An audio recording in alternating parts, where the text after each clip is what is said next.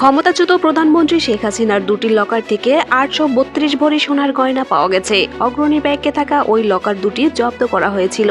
আদালতের অনুমতি নিয়ে মঙ্গলবার একজন ম্যাজিস্ট্রেটের উপস্থিতিতে লকার দুটি খোলা হয়। জাতীয় রাজস্ব বোর্ডের দায়িত্বশীল একজন ঊর্ধ্বতন কর্মকর্তার সূত্রে এই তথ্য জানা গেছে। সূত্র জানায়, লকার খোলার সময় এনবিআর এর কেন্দ্রীয় গোয়েন্দা সেলের পাশাপাশি দুর্নীতি দমন কমিশন দুদক, বাংলাদেশ ব্যাংক সহ সংশ্লিষ্ট কর্মকর্তারা উপস্থিত ছিলেন।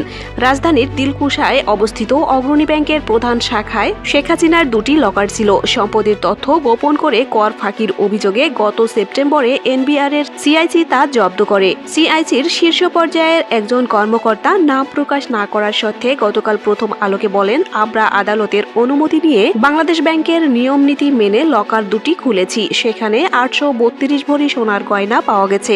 এখন ওনার আয়কর রিটার্নে দেওয়া সম্পদ বিবরণীর সঙ্গে মিলিয়ে দেখা হবে। অগ্রণী ব্যাংকের এই লকার দুটি জব্দ করার এক সপ্তাহ আগে গত 10 সেপ্টেম্বর পূবালী ব্যাংকে থাকা শেখ হাসিনার আরেকটি লকার জব্দ করে এনবিআর এর সিআইসি। সেটি রাজধানীর সেনা কল্যাণ ভবনে অবস্থিত পূবালী ব্যাংকের মতিঝিল কর্পোরেট শাখার 128 নম্বর লকার। পূবালী ব্যাংকের একই শাখায় শেখ হাসিনার দুটি ব্যাংক হিসাব জব্দ করা হয়। এর মধ্যে একটি হিসাবে 12 লাখ টাকার এফডিআর এবং আরেকটি হিসাবে 44 লাখ টাকা পাওয়া যায়।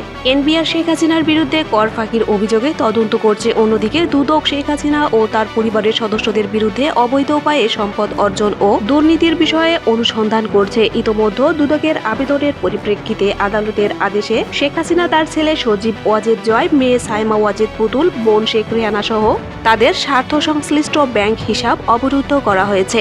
জুলাই গণ অভ্যুত্থানের সময় সংঘটিত মানবতা বিরোধী অপরাধের দায়ে শেখ হাসিনাকে 17 নভেম্বর মৃত্যুদণ্ড দেন আন্তর্জাতিক অপরাধ ট্রাইব্যুনাল। একই আদালত তার সম্পদ বাজেয়াপ্ত করার আদেশ দিয়েছে।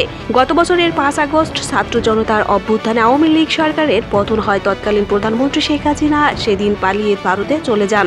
এরপর অন্তর্বর্তীকালীন সরকার শেখ হাসিনা ও তার পরিবারের সদস্যদের কর ফাঁকি ও দুর্নীতির তদন্তে নামে। সবার আগে সর্বশেষ আপডেট তথ্য পেতে অবশ্যই একটি লাইক দিন এবং অনুরোধ থাকবে চ্যানেলটি সাবস্ক্রাইব করে বেল আইকনে ক্লিক করুন এবং মতামত কমেন্টে জানান। আল্লাহ হাফেজ।